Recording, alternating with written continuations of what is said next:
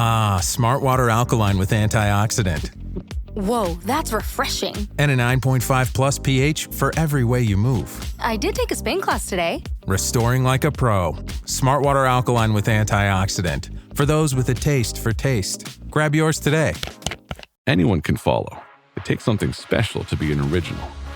Which is why the 2025 Lincoln Navigator SUV arrives with new ways of surrounding you in luxury, including the ultra-wide 48-inch panoramic display and the multi-sensory Lincoln Rejuvenate experience. A true original never stops evolving. So meet the 2025 Navigator, the original that's all new and better than ever. Learn more at Lincoln.com. Lincoln and Navigator are trademarks of Ford or its affiliates.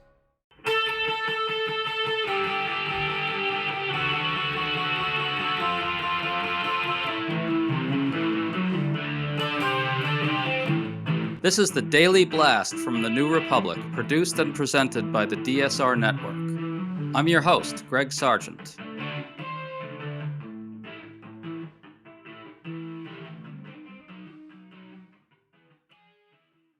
After Jimmy Kimmel reappeared on his show and spoke movingly and defiantly about President Trump's failed effort to oust him, Trump lost it on Truth Social and threatened Kimmel yet again.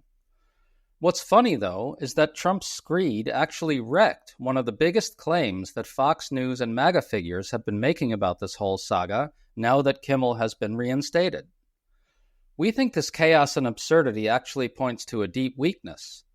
Trump and MAGA may be in the process of losing this battle, and that wasn't supposed to happen. Mona Charen, policy editor at The Bulwark, has a great new piece arguing that with this Kimmel fiasco, Trump and his fascist enablers are exploiting the death of the assassinated Charlie Kirk to justify a crackdown on dissent that takes a page from dictators. We're going to talk about how far Trump is actually getting with this. Mona, thanks for coming on. Greg, always a pleasure to be with you. So Disney and ABC had previously suspended Kimmel's show indefinitely after FCC Chairman Brendan Carr explicitly threatened government retribution against them if they didn't act against Kimmel. Then, after a tremendous outcry, Kimmel was reinstated. Kimmel spoke about this, saying he never intended to make light of Kirk's killing, but strongly criticized the idea that Trump's government would silence a comedian the president doesn't like. Mona, what did you make of all that? First of all, I don't watch late night television, so I have to confess that though I've seen clips of Jimmy Kimmel, I haven't really watched him, but I thought his return to the air was exactly the right grace notes to hit.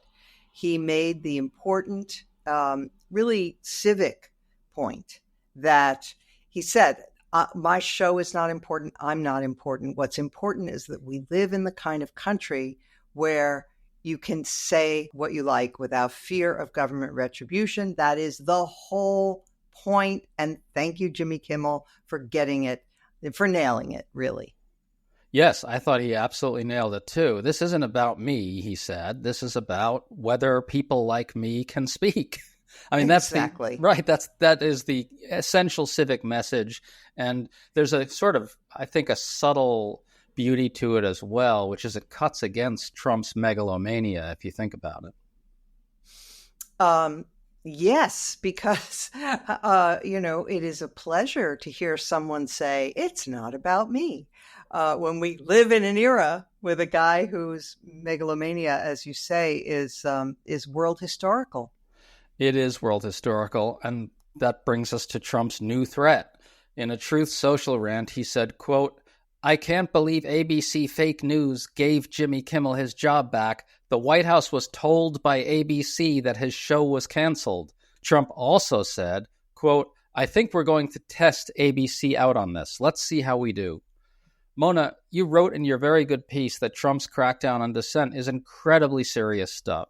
So what do you think Trump meant by this latest threat, and how seriously do you take it? Where might it go? Yeah, it is. This is the stuff of dictators, right? To go after comedians, to go after, if we remember, one of the first things that Putin did after he had really consolidated absolute power within Russia was he went after a particular TV show that had puppets. And the puppets used to make fun of him. And he couldn't stand it. And so he took them off the air. And I think there may have been actual punishments for the creators of that satire. That's the way that megalomaniacal dictators behave. They cannot bear any criticism. My colleague Andrew Egger, in his piece this morning, was talking about what it must be like to live as Trump does, where he is just, he starts out with this crazy narcissism, but then surrounds himself by lickspittles and yes men who all repeat, the same themes that he wants to hear, and he comes to believe that any slightest deviation from the worshipful attention that he has arranged to get is unacceptable. And this goes to the heart of our system.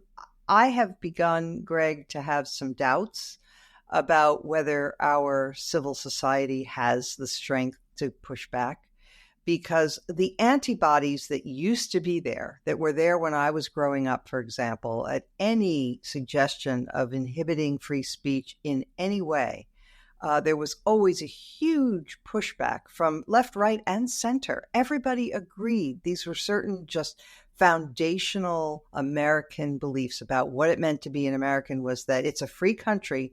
You can say what you want.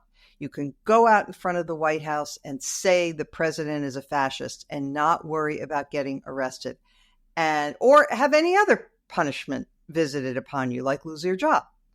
And the fact that we are at a moment where that is blatantly happening, and there was an outcry, and that's good. It is really, really good news. I don't want to downplay it. It was great news that Disney, ABC brought Kimmel back.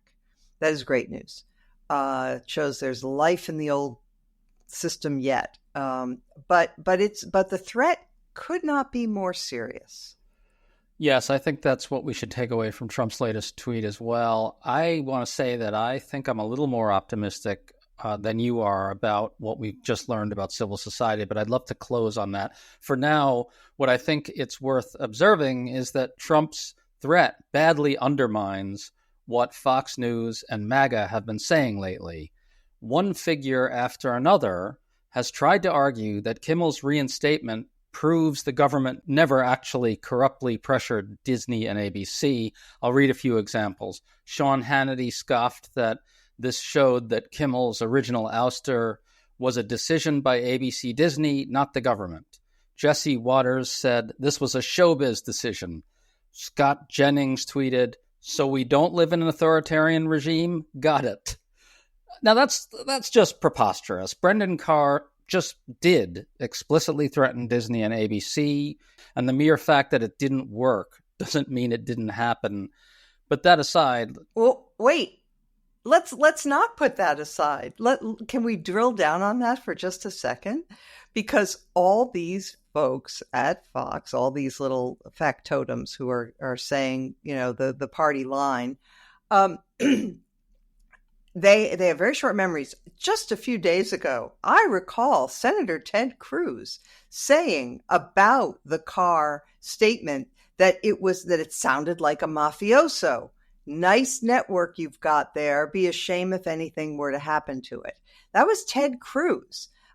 So, the fact that it did work in the end and that there was more pressure coming from the other side is great. Doesn't negate the fact that the pressure was applied in the most ham-handed and obvious and public way. If this had been done behind closed doors, and then it had leaked, that this had been done, maybe people would have been more receptive to the idea that it was corrupt and awful. But I guess, the one of the Trump geniuses is that when you do the horrible things very openly, people think there must not be anything wrong with it. To stay up to date on all the news that you need to know, there's no better place than right here on the DSR Network. And there's no better way to enjoy the DSR Network than by becoming a member. Members enjoy an ad-free listening experience, access to our Discord community, exclusive content, early episode access, and more. Use code DSR2025 for a 25% off discount on sign up at thedsrnetwork.com/buy. That's code DSR2025 at thedsrnetwork.com/buy. Thank you and enjoy the show. Whoa! That was a bop! Ooh, let's keep the party going with the Claptrap Public Domain Serenade! Happy birthday to you! Let's all loot and shoot! Ba-ba-doo-doo! Borderlands 4! Well, that kind of fell apart toward the end. But you get the idea. Borderlands 4 is out now! Buy it! Buy it, buy it, buy it! Rated M for mature. And Mona, there's another smoking gun piece. Running a business comes with a lot of what-ifs. But luckily, there's a simple answer to them. Shopify. It's the commerce platform behind millions of businesses, including Thrive Cosmetics and Momofuku. And it'll help you with everything you need. From website design and marketing to boosting sales and expanding operations, Shopify can get the job done and make your dream a reality. Turn those what-ifs into... Sign up for your $1 per month trial at shopify.com/special offer. Piece of evidence here, which is Benny Johnson's big tweet in which he announced that FCC Chair Brendan Carr had made this threat on his show. He did not treat this as a joke or something that didn't happen. I'm just going to read from it. Benny Johnson, he's the right-wing podcaster who had Carr on a show. He said this, breaking. The FCC chairman is threatening immediate action against Jimmy Kimmel, ABC, and Disney. And he goes on, this is Benny Johnson, far-right podcaster, goes on to say, Chairman Carr calls Kimmel's malicious lies truly sick and says they should result in Kimmel's immediate suspension and may lead to ABC losing its broadcast license. Yeah. Small quibble, ABC doesn't have broadcast licenses. I wouldn't expect Benny Johnson to know that. He doesn't know it. Actually, could you clarify that? Because this is lost on a lot of people. It's basically the affiliates that have the broadcast licenses. It's the affiliates. It's the local stations who have broadcast licenses. And it's an antique system that harkens back to a time when broadcast spectrum was scarce, and therefore it was government regulated. It's arguably no longer even relevant, should no longer be the case that these stations need a license, because in an era of the internet and cable and everything else, it's passé. Yeah, it's absurd. I think it's worth underscoring, though, that Chairman Carr actually explicitly threatened the local licensees as well. That's the key point. Correct. That is exactly right. He did do that. And he also, and this administration has done this again and again and again, they use the lever of the FTC and other government agencies having power over corporate mergers to pressure companies, and that's proved to be incredibly successful in the past with big media companies. But Greg, if you don't mind, let me just hijack your show for just a second. I want to make another point. About what the people on the right are saying. I mean, it's so ridiculous, but they're saying, well, this is just turnabout. Turnabout is fair play. What about when the Biden administration was pressuring social media companies to so-called censor opinions that they didn't like, et cetera? So first of all, this did get litigated back during the Biden years. The Supreme Court threw it out actually on a matter of standing. But it was, the fact is that the Biden administration did tread very close to the line in terms of applying kind of a little bit of government pressure. But remember what that was about, okay? This is kind of important to me anyway. The reason the Biden administration was leaning on Facebook and others was that they were very worried about the spread of COVID misinformation. They were worried that people were going to die because they were getting false information about vaccines and other things. The Lab Origin story, they have a less of a good case on that one. But on the vaccine misinformation in particular, the reason that they were doing what they were doing and walking right up to the line of using illegitimate government coercion or pressure was because they were trying to save lives. In this case, there is no colorable claim that this administration is doing anything other than using the power of the government to suppress criticism of the dear leader. There's a world of difference between those two things. You know, what Biden did was arguably wrong, but in a completely different universe of wrong. I'd like to underscore that a little more, if I may.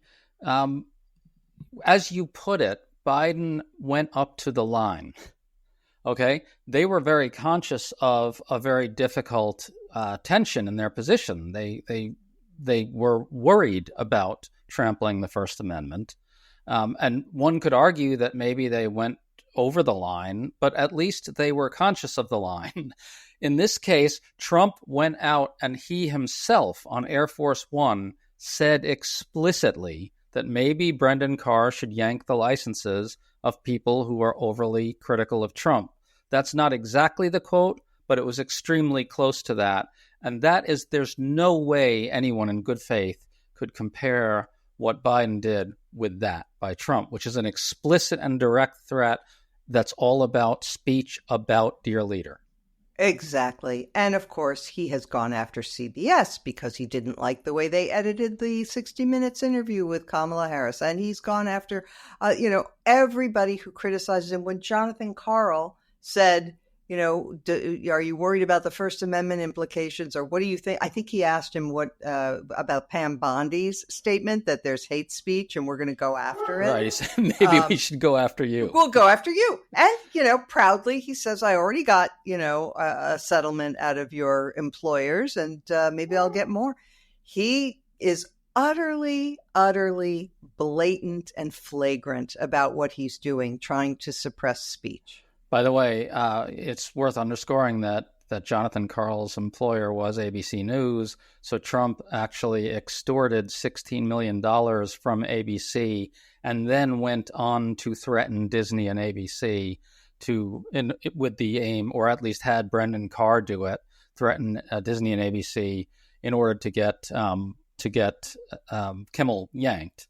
So if I'm ABC, I hope that ABC learns a little something from this, that you just can't, you can pay the extortionist $16 million, but all it does is encourage them to come back for more. Exactly. And I thought everybody knew that appeasing aggressors doesn't work, but they've forgotten that lesson. Well, let's listen to this from J.D. Vance because it's of a piece with the other stuff that Fox News and MAGA have been saying. Listen. Well, look, on the free speech conversation, I'm pretty sure that Jimmy Kimmel was back on the air last night. And to the extent that he's not back on the air, it's because he's not funny and has terrible ratings. This is not a federal government problem. This is...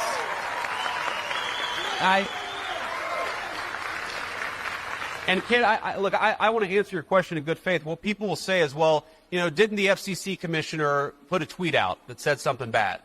Well, Kid, compare that, the FCC commissioner making a joke on social media. What is the government action that the Trump administration has engaged in to kick Jimmy Kimmel or anybody else off the air? Zero.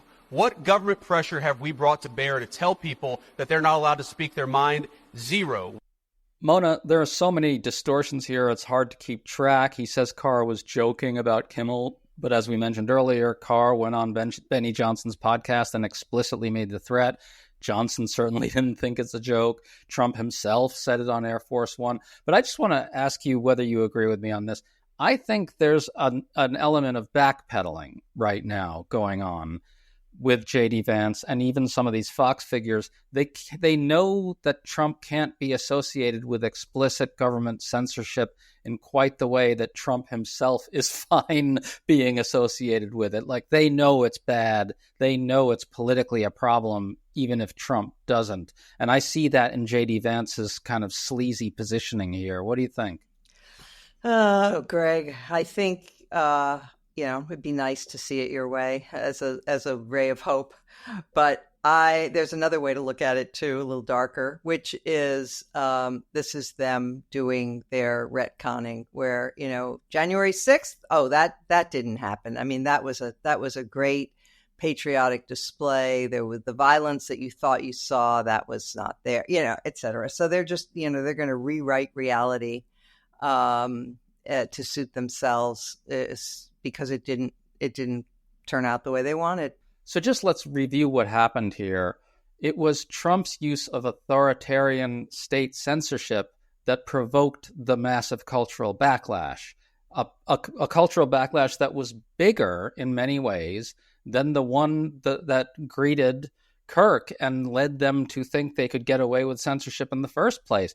You had these unions who, represented nearly 500,000 workers condemning Disney for caving to Trump's autocratic pressure, a huge range of figures with huge followings from all across the culture spoke out, including, as you pointed out earlier, Ted Cruz, so even the occasional conservative Republican.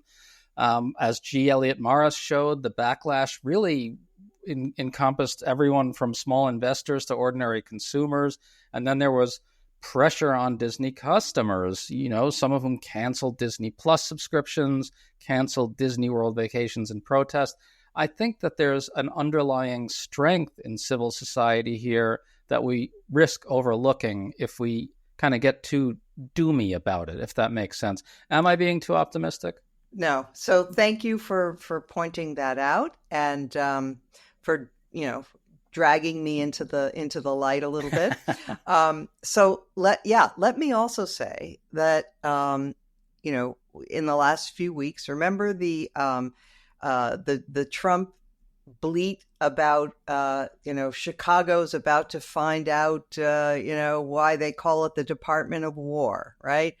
And so all the talk was about he was ready to send the troops into one of our great American cities. Well, what happened? The entire political establishment of Illinois rose up and had a big press conference and denounced this and said that they would fight it. And he backed down.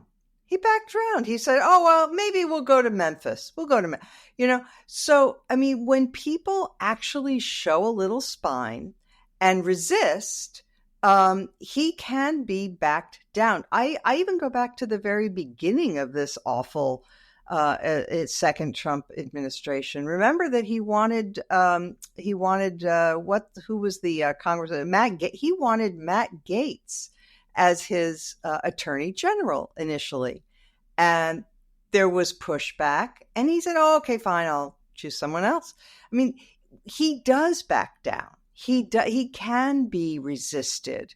But unfortunately, so many people have chosen the other path of, well, I'll just get mine.